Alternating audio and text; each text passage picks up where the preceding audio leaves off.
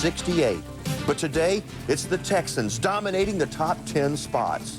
Takahiro, you got a big lead going into the final day. Can you hold on? You never know. This lake has so many big fish. Somebody had another 20-pound stringer today.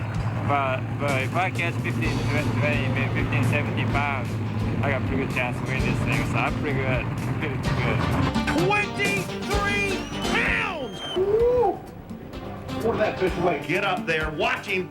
Here we go. Ed Whaley. The fish are where I'm fishing. They're there. And if the big fish do make a move today, who knows what'll happen. I have the opportunity to catch a really big string if they move. If they don't move, I may not catch anything. 17 pounds! 10 ounces! 17 pounds! Look at that. Theme and Bassmasters, if his weights hang on. Anybody up there close, it's wide open. Somebody can catch a really big sack today. This lake's capable of it. There's no doubt about that. But, we're just going to go fishing and see what happens. Maybe good things will happen for us today.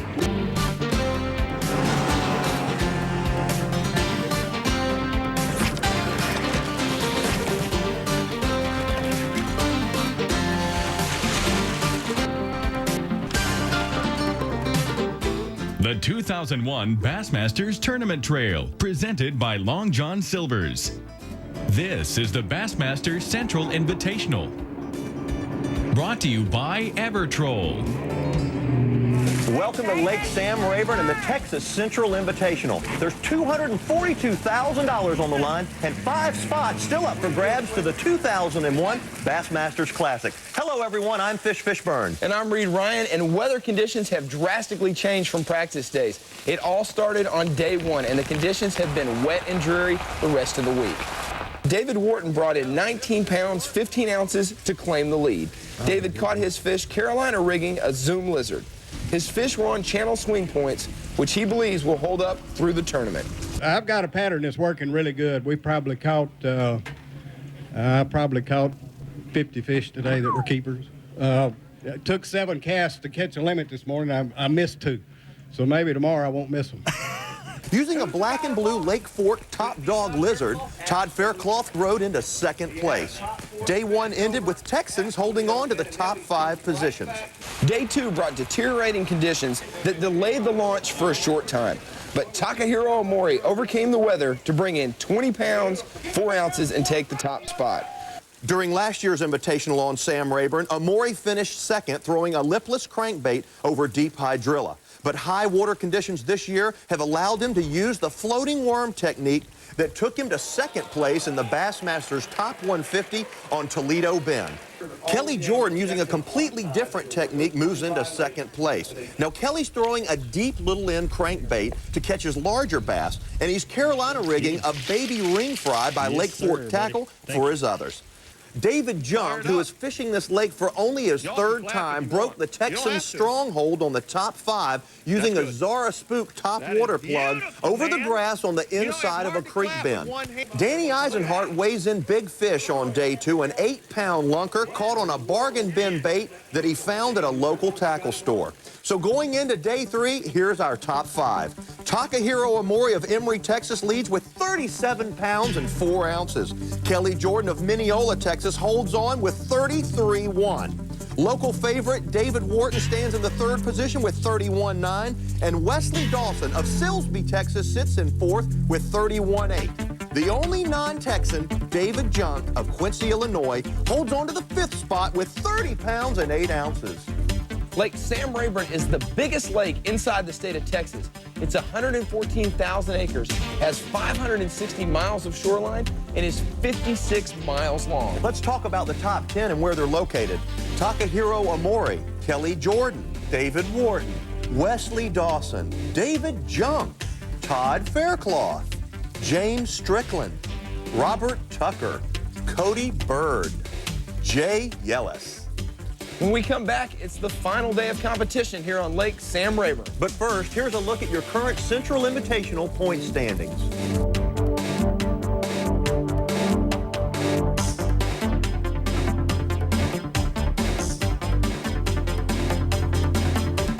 The Bassmasters, brought to you by Long John Silver's. You can't resist the cravings. Troll. Stay out longer, catch more fish.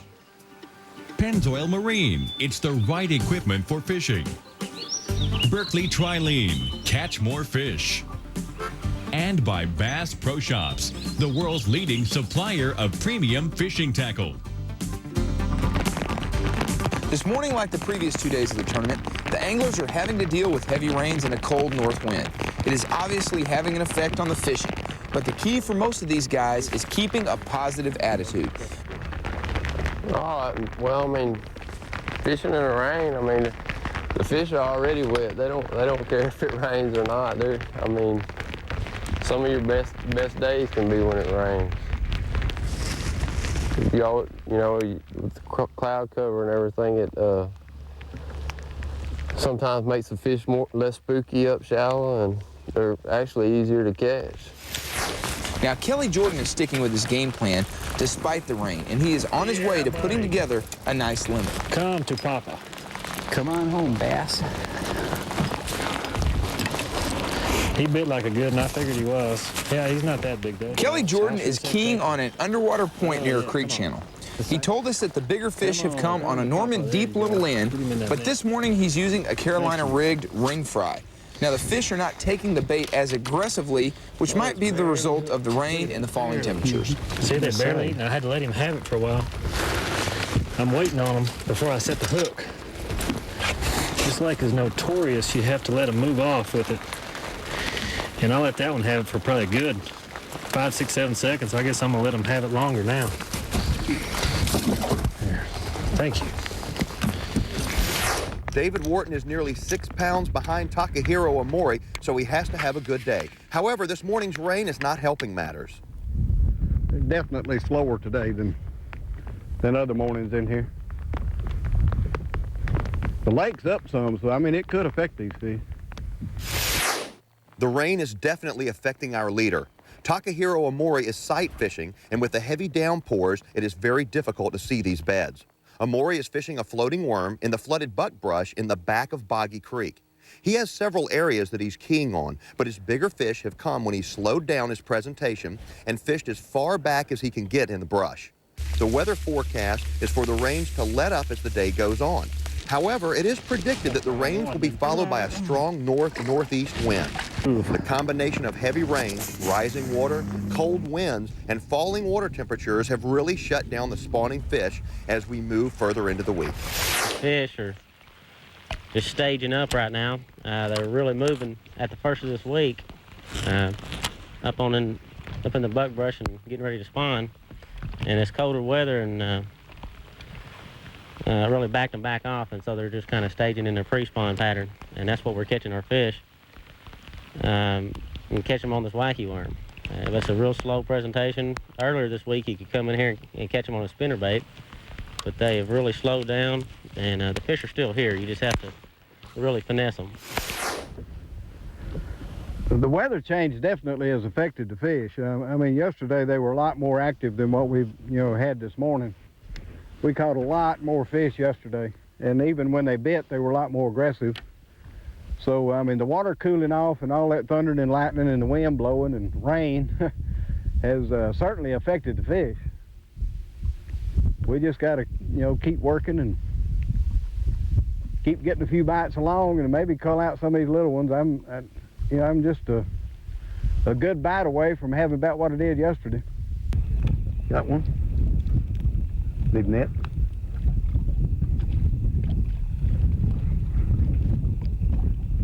Acts like a little better fish. Yep.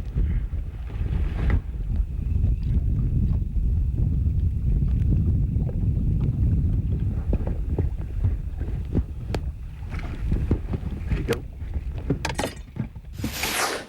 I think just slow down a little bit more. The fish are here. It's just a matter of getting the bites. Yesterday I had some fish way back in shallow water, about a foot of water. They don't seem to be there right now. They seem to be on the outer edge, about 3 feet, 4 feet of water. I guess it just takes some luck too. The 2001 Bassmasters Tournament Trail, presented by Long John Silver's. Well, I got 2 bites. That's all I had, and 1 good one. So if I catch 3 more, that's pretty good, but it seems like quarter lane may slow down.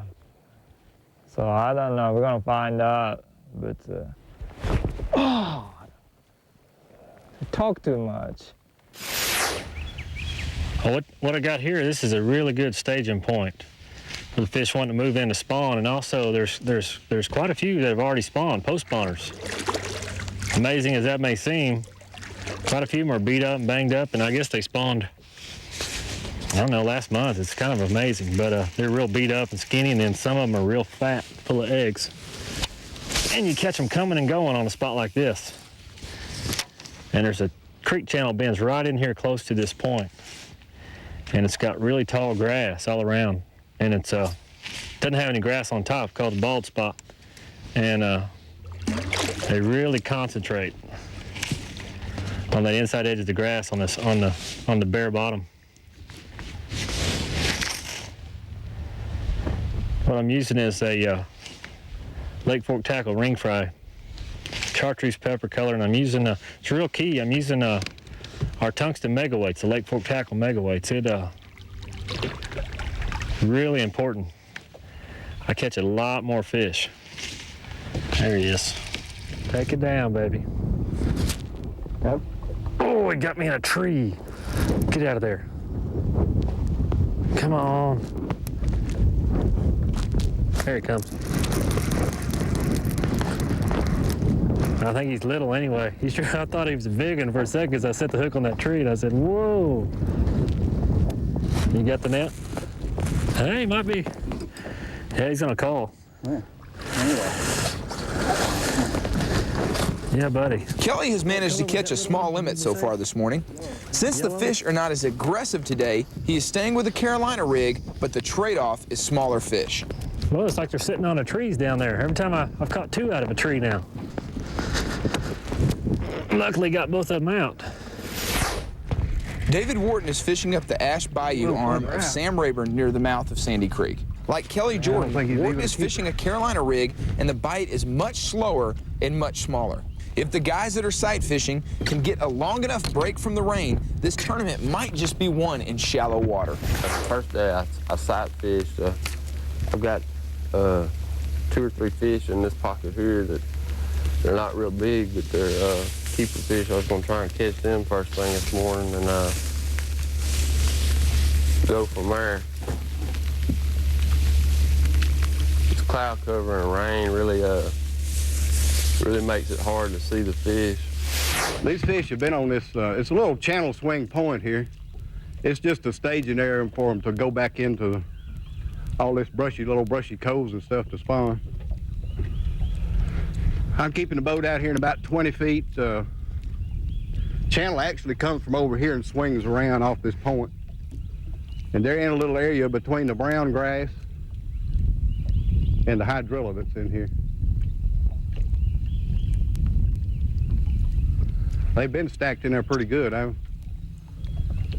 This is the first morning I haven't caught a limit in 5 casts. But I have had 3 bites this morning. I just got 1 in the boat.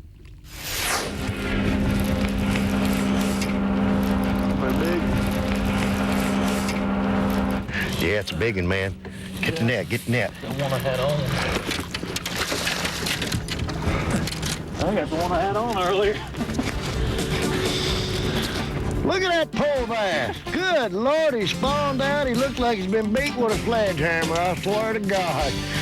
Got a 19-pound head and a 3-pound body. I think that's the one I had. But I'll take him.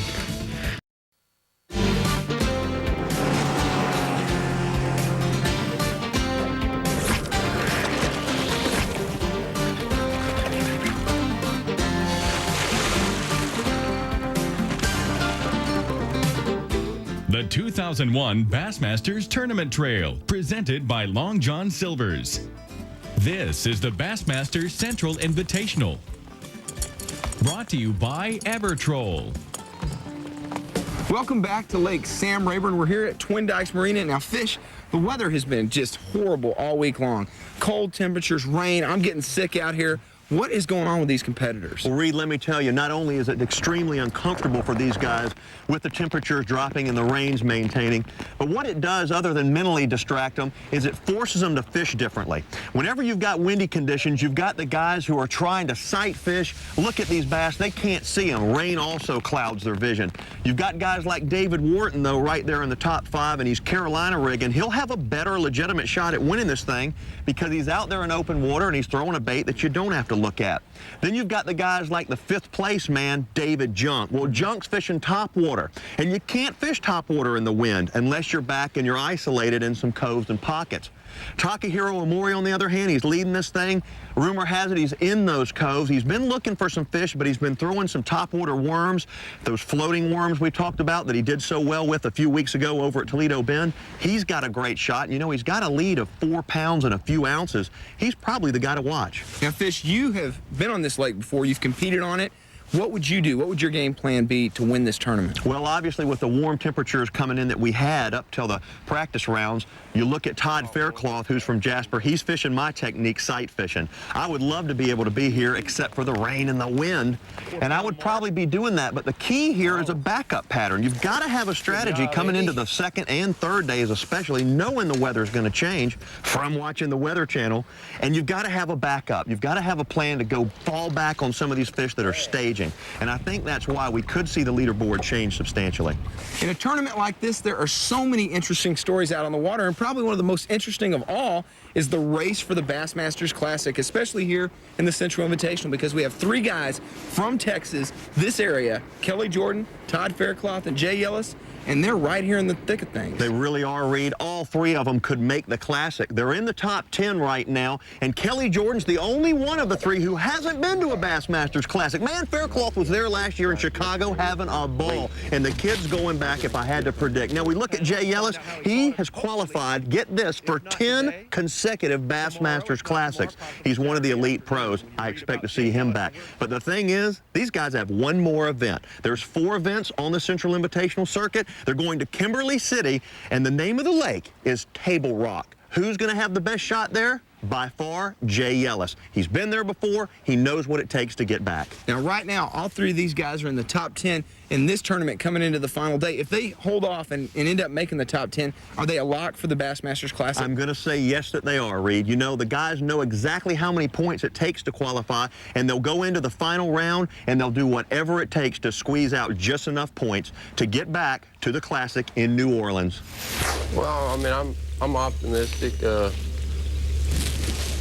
I've got a few fish located, and I don't know if I can catch what I caught yesterday, but we're just gonna go fishing today and see what happens.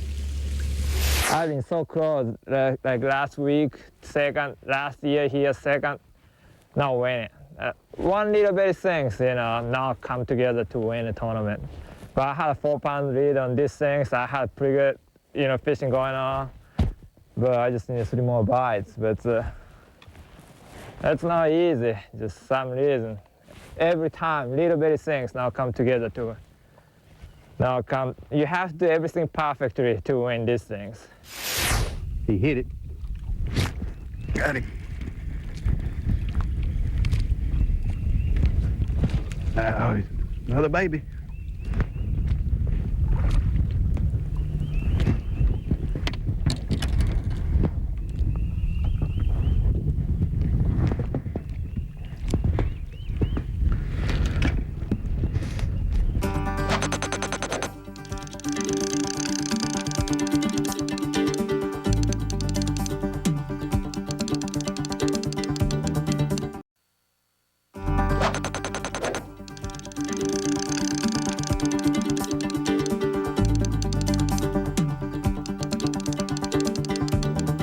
That's a good question, Thomas. You know, there's a number of lures you can use right after the spawn, but one of my favorites here on the East Texas lakes especially is the wacky worm. You know, the fish are still around the beds. They're still up in real shallow water right where they bedded, and they'll remain there for 15, 20 to 30 days after the spawn. And a wacky worm on about 8 to 10 pound test line I use a Zoom finesse worm or a Zoom trick worm. Those are my favorites. And watermelon is hard to beat, green pumpkin on certain days. If it's cloudy and overcast, I'll use a red bug or a June bug type worm for wacky worming. But you know, wacky worming, you rig it right in the middle and it's the hook is exposed, and you just make a lot of casts and cover those areas where the bass were spawning. It really worked well. Thanks for writing in. Send your answer line question to Bassmaster Answer Line, 5845 Carmichael Road, Montgomery, Alabama 36117. Please include a picture with name, address, and telephone number. Man, I got wrapped up.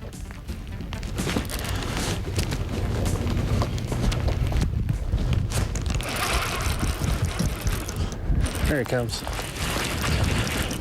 Got the net, come on. Yep. Come on. He's coming quick. Oh, yeah.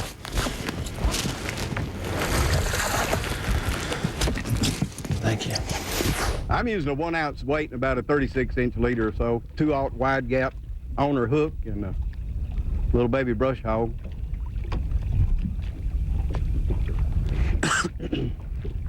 Really the whole key to this Carolina rigging deal, the lake has come up over a period of time, and there's a row of old dead brown grasses right out from those bushes. If you throw up in that with a Carolina rig, you just stay wadded up in it. And then out from it is a row of hydrilla. And in between, where I've been trying to throw this Carolina rig is in between the two. There's a little alley that you can throw where you can work this rig through it without getting all tangled up in the brown grass or the hydrilla. And most of the fish have been laying in that little old area that's kind of I guess you'd call it a ball spot.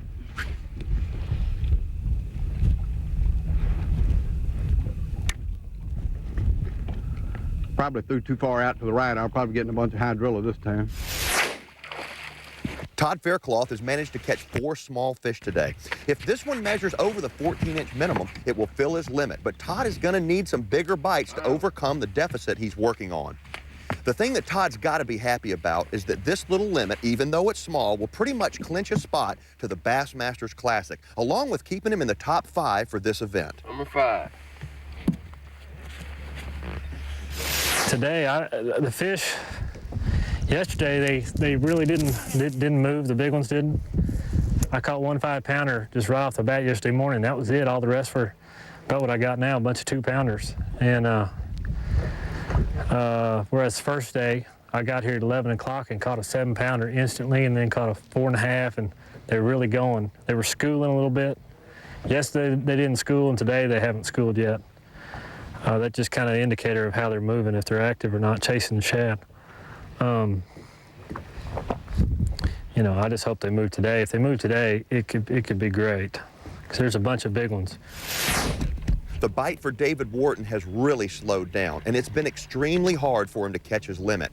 Now, the first day, David caught his limit in less than 10 minutes, but today, it's been a completely different story. Got 2 fish. They're probably about 4.5 pounds with 2 of them. I don't know, this seems like each day these fish are moving, changing up on us, having to adjust the best we can. Of course, it's been a late bite every day, so we're still hopeful that they're going to turn on here in a little while.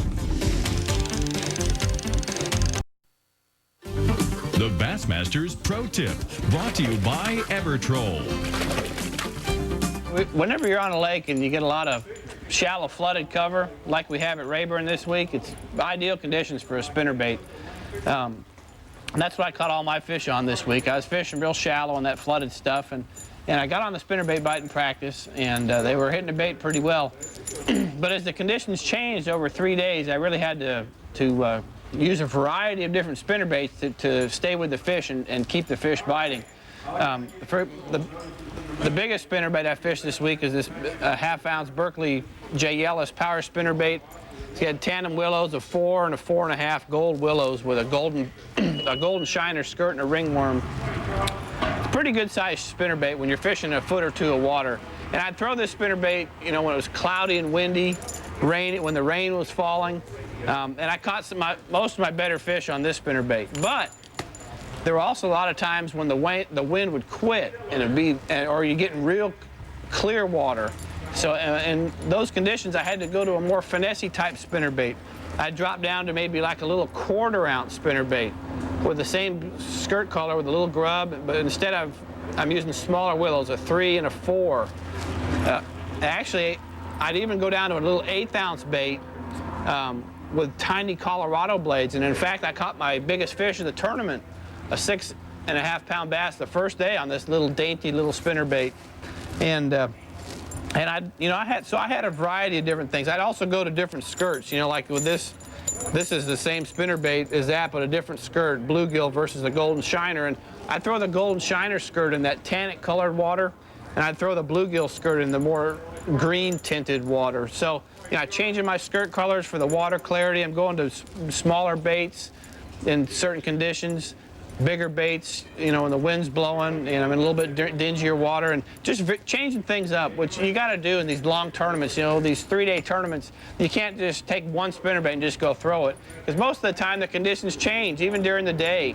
And so, like, I had 4 spinnerbait rods laid on the front deck today, and I just went all day throwing spinnerbaits, but I changed it up during the day, little of this and little of that, and I just tried to stay up with the fish and stay with the current conditions and fish the right spinnerbait for the right conditions I was confronted with. Rain, wind, and now more rain. Rayburn is proving to be tougher than these competitors were expecting. Our leader, Takahiro Omori, has seen his shallow fish disappear, and so far has only 2 small fish in the boat. Kelly Jordan started the day 4 pounds behind Takahiro. Fishing a Carolina rig, Kelly has made up some precious weight, but still needs a couple of kickers to secure the win. David Wharton, the local favorite, has seen his home lake turn on him. So far he has just 4 fish, weighing only about 7 pounds unofficially. Quite a contrast to his 19-pound limit the first day. Wesley Dawson, who started the day in the 4th spot, is seeing his hopes for a win slowly fade away. Another victim of the wind and rain. Net. Oh, now I got it.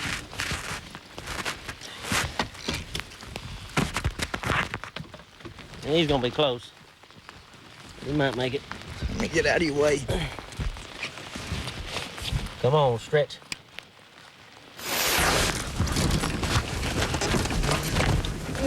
Oh, what a tough miss for Todd Faircloth. He needed a big fish to secure a top 5 finish.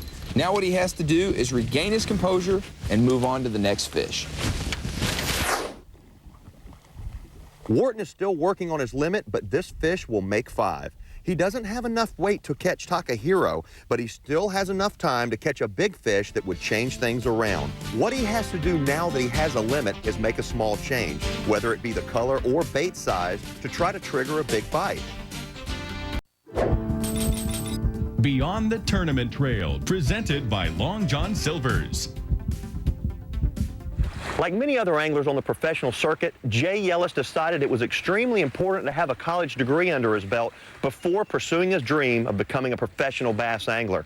He's won over $700,000 in his career, 3 events with bass, and he's on his way to becoming one of the most recognized figures in sports today. And these guys roared up in a bass boat. They came into this cove we were fishing, and they're going about 50 miles an hour, and they shut down their boat, and they threw the trolling motor in. They jumped up on the front deck, and they started throwing crankbaits and reeling them in, and it looked like so much fun. And here we are just soaking cheese trying to catch hatchery trout. So we said, well, next week when we go fishing, we're gonna go, let's try that. Let's try bass fishing. We were in a little 13-foot John boat. So the next weekend we came back, and one of us would row, and the other guy would stand in the front of the boat and cast. We each had remember, this is Brad. Now we each had a little hellbender crankbait we bought, and I had a crawdad one, he had a frog pattern one, and one guy would row for half an hour, the other guy would cast, and we'd go down the bank. That's pretty humble beginning. That's how it began. I had a 13-foot John boat with a 4-horsepower motor, but we'd go every weekend. We were pretty faithful. We'd go fishing up there, and my buddy and I, that's how I got into it. And that's when I really got hooked on bass fishing, when I was in high school. And by the time I was a senior in high school, I I really had a good idea that that's what I'd like to do, you know, for a living. I'd like to try to chase that dream of being a professional bass fisherman. Really had caught bass fever, you might say, in high school. This is well, that's Jill. This is Jill. Jill and I have been married for 10 years. The very first time I take her fishing, we pull up to the launch ramp there at Bartlett Lake and outside of Phoenix, and I say, okay, well, you hop in the boat and I'll launch you. So she jumped in the boat and I unhooked the bow and I backed down the ramp like we do at tournaments. I hit the brakes and I slide her off into the water, and I go up and park the rig, and I come back down to the dock and I say, okay, Jill, come on, pick me up. She was floating out there in the middle of the lake, right? And the wind was kind of blowing offshore just a little bit. And she was just standing there on the front deck, just like, how do I come pick you up? So I well, put the trolling motor down. What's a trolling motor? Oh, good grief. She didn't, so I said, well, start the big motor. Well, where's the key at? Where's the key? Fine, it was bad enough if we'd have been there by ourselves, but there's like 10 other boats waiting in line to load their boat and launch, and so all these people are watching this whole deal. Hannah was born in 1996. She's, how old are you, Hannah? 5.5. I mean, not a half. 5. That's right. And this is Bethany, and she was born in 1998, and she's 2.5. They come with me quite a bit to the tournaments, but now that Hannah started school, they don't travel quite as much as they used to. So they probably come to maybe a third or maybe a half of the tournaments that I fish. So if I happen to be gone for 2 weeks and they didn't come with me and I haven't seen them for 2 weeks, well, they're such a priority in my life that I always make sure I come home and spend some good quality time with them, and with Jill too. Well, I'm fishing these little extended points that go out here off this main flat, and there's a creek channel swings in out from them. The fish are kind of staged up on the deeper bushes out from the shallow brush here. The fish seem to be in about 6 to 8 foot of water, and they're just kind of staging up there waiting to come in, but I think this is more of a feeding area. Mainly because of that creek channel being right there, but it's just got a series of little old points that come out right here, and the old buckbrush that grew when the lake was low has went out, and we're just fishing it, and we're throwing out, and the reason we're throwing out because we bring it up the hill, we stay more in contact with the bottom. Just seems like we get more bites. Today we switched over to a Carolina rig. My partner, I was throwing that spinnerbait, and he ended up putting the Carolina rig on and caught 5 in a row after they quit biting my blade. So we picked it, both rigged up a Carolina rig, and we both sit here and end up catching a couple of limits apiece on it. But hopefully we can get one good big bite today. Is what we need to go along with these ones we got. Way in the back, the maid, 2-pounder maid, just cruising, 2.5 maybe, sometimes 3. Deeper back in the creek, Takahiro is fishing for those few bass that are still looking for a place to spawn. It was. The water has come up close to a foot since the start of this tournament. The decreasing clarity of the water is making it very difficult for Takahiro to see these fish. So he's using a 7-inch trick worm in a methiolate color, which is a bright orange, so both he and the fish can see the bait a little bit better. That's not good for us. Yeah, the water's come up, I think looks like about a foot, maybe even a little more overnight. We've had just, this horrendous rain. And I'd been using 15-pound line to tick the top of the grass, keep my crankbait from diving too deep. And today I wasn't getting there and I had to switch. Matter of fact, my partner did it for me, man. Great guy. Switched a 12-pound line and it's running perfect now. Just ticking the top of the grass. But with that water rise, I don't know what they're gonna do. They may, moved up shallower, or it wouldn't even be shallow, maybe about the same depth, but may have moved in, the big ones. I'm kind of hoping, though, it might pull more of the big ones out of the deeper water, because the water's a little bit deeper on the end of my spot here. Just don't know. That's a pretty good rise. Usually you go fish the banks when that happens, but the bank fishing guys aren't doing it. They're not catching that many. I mean, some guys are, but usually you go throw a spinnerbait on the bank, Everybody I know that's been throwing a spinnerbait there by died. Or at least they got to they're real small, so I just gotta hope some more big females will move in here.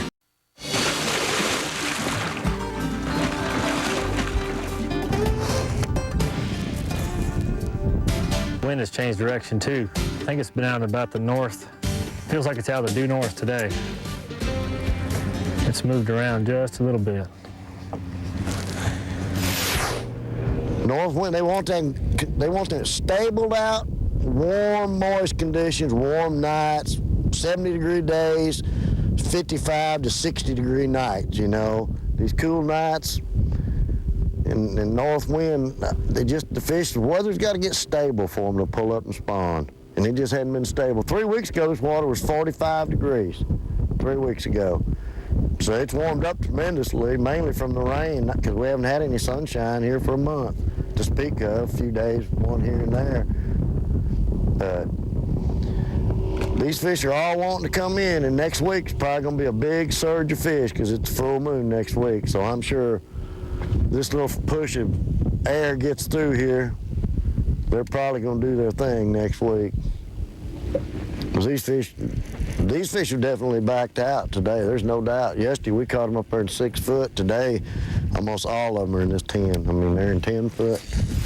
What we've been throwing here is a little trick worm. It's a methylate color.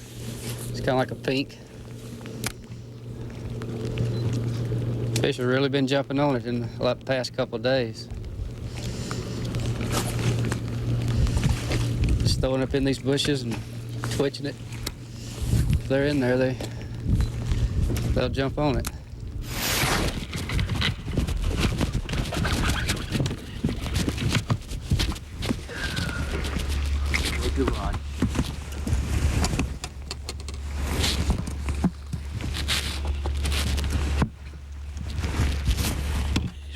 Isn't he?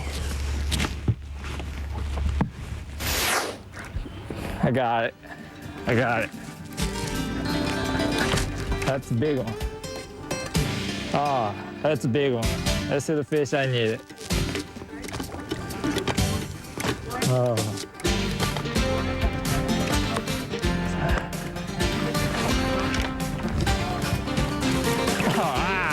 I got it. This is the fish gonna be. Yeah, this is the fish I was looking for.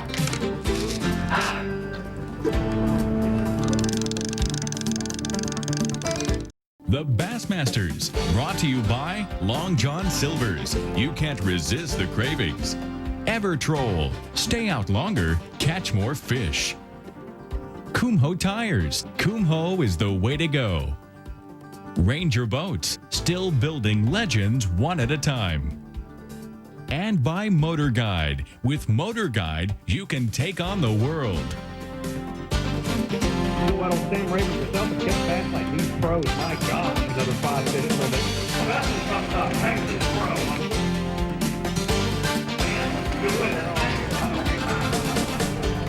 pro. Come up here, David Wharton. Folks, look at him. He led the tournament after the first round of competition. David, you're coming up from the 3rd spot, 12 pounds even. 12 pounds. Hold up a couple of them.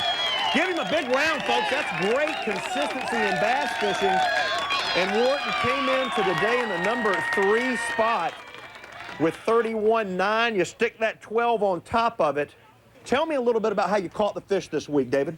Well, we Carolina rigged all week, fishing basically 2 different patterns. I had a early morning place, was keeping the boat in about 20. It was a channel swing where it cut in on point, and there was really a big number of fish there. I mean, it really wasn't a problem catching a limit off of it.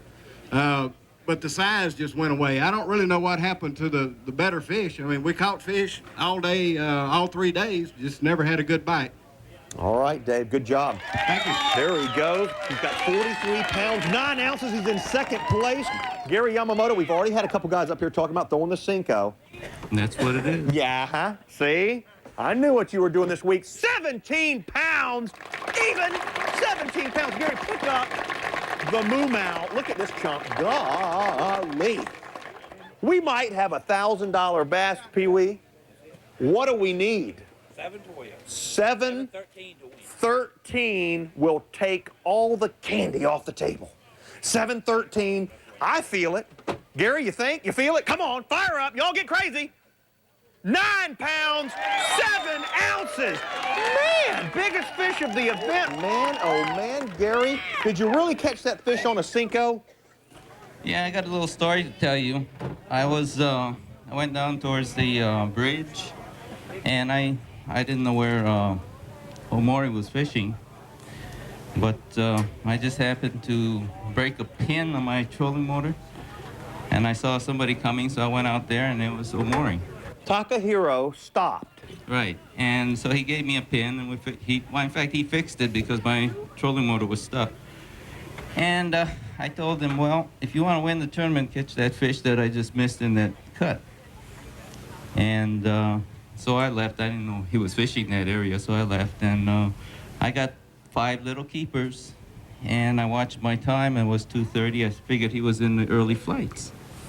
So about 2:30, I went back, and I made a cast, and she took the bait, and I set the hook, and she got my Cinco. I said, oh boy, I blew it again. That's the second time I missed her. And I cast in a couple more times, and I guess she wanted to come and see you because You got her on number 3. she ate it. All right, thank you, Gary. Great job. And Takahiro Mori stops to help him out. Man, what a story's unfolding. We've got 5 bass coming up, folks, for your leader, Takahiro Omori. Give him a round of applause. Takahiro is holding down the lead. He's got about a 4-pound lead over the second-place angler. Let's go to the scales. 5 bass, Takahiro. Here we go. Watch him. 18 pounds, 8 ounces, 18.8. You did it. Takahiro might have just won the 3rd stop on the 4 tournament trail in the Central Division. Slide that basket out of the way. Takahiro, get your picture taken. Big smiles, lots of teeth showing. Oh, yeah. Total weight, 3 days, Omori, 55 pounds and 12 ounces. 55, 12. Woo! All right, it's time for detail. Takahiro's, you've been catching them all week, and you told me that if you could do it again today, you'd reveal some secrets on Lake Sam Rayburn. Well, I was fishing twitch worm around the back bushes, around the cypress tree, and also I was using another bait, French fry type bait I designed myself. Only 2 baits, but I was fishing using a 10-pound test line with a spin rod. I have to skip all the way to the back. I mean, way back. Most of the people can't get there, but I throw all the way to the back. Yeah, I was fortunate to get him out with a 10-pound fluorocarbon line. Can you tell me what color twitch worm it was? Yes, I was using orange, a kind of pink color, orange twitch worm. Now, wait a second. If I'm not mistaken, last week over on Toledo Bend, where Takahiro finished 2nd, you were throwing that same worm. Yes, I am. They have finished 2nd. And so, did any of the other pros know what you were doing this week? Not very many. Okay. Folks, big round of applause, Takahiro Omori. Man, there he goes. Bring up Kelly Jordan. Give him a big round of applause. Kelly, my man, you live close to here. You fish here all the time. You're in 2nd place coming into today. Yeah, 2nd place. I only got 5 little ones today. But it's one more limit towards the Bassmasters Classic. 11 pounds, 12 ounces, 11, 12, 44, 13. Boom, he's in 2nd place. Well, I hope it holds up. I've had a fun tournament. I love this lake. It's my favorite in the country besides Lake Fork, my home lake. And Rolling Right is I knew it was going to be about impossible to catch Takahiro, but he had a great tournament. I'm just really feel fortunate to catch what I did. Can you tell me a little bit about the technique you used this week? Yeah, I caught a mostly Carolina rigging inside grass line between 10 and 12 feet deep. There's a whole lot of fish. I just pretty much murdered them on a couple spots. And today I had a limit by 8:30, and then it got real tough on me. And I've been catching some bigger fish, cranking a depot in the same spot. I had a 7-pounder the first day and a 5-pounder yesterday, and 9 today on it. So that's why I only had 11 pounds, 12 ounces. But hey, I'm tickled to death to have that weight. All right, Kelly, I hope it holds up for you. Thank you very much. There he goes, Kelly Jordan in the number 2 spot. Will go home with a 462 Ranger. All right, folks, 3 days, and he wins this thing, throwing a floating worm. Welcome, Takahiro Amori! Come on up! Here he is, man. He's going to disarm. He's taking them off. He's going to show us those sponsors that are everlasting. Man, you got to have support to be out here fishing the top circuits. Last year, he finished 2nd here, and last week over on Toledo Bend in our top 150 tournament, Takahiro, you finished 2nd over there, just barely missed winning that. What was your confidence like coming into this event? Well, actually, last week, I lost just one fish. This cost me the tournament, so that put me fish more hard on this one. I guess that made me win this one. There's your champion. Give him a big round of applause, Takahiro Amori. And here's how the top 10 finished. Todd Faircloth from Jasper, Texas, with 38.8 finishes in the 10th spot. James Strickland, Hot Springs, Arkansas, with big bass on day 1, an 8-pound, 6-ounce bass, finishes 9th. John Presley, also from Sam Rayburn, Texas, finishes in the 8th position. Cody Bird holds down 7th from Granbury, Texas, and Jay Yellis, also from Tyler, Texas, is in the number 6 spot. Robert Tucker from Texas finishes 5th. David Wharton, also from Texas, finishes in the number 4 spot. Gary Yamamoto, throwing his Cinco, finishes in the number 3 position. Kelly Jordan, also from Mineola, Texas, finishes 2nd. And our champion, with 55 pounds and 12 ounces, Takahiro Amori. We'll see you next time on the Bassmasters.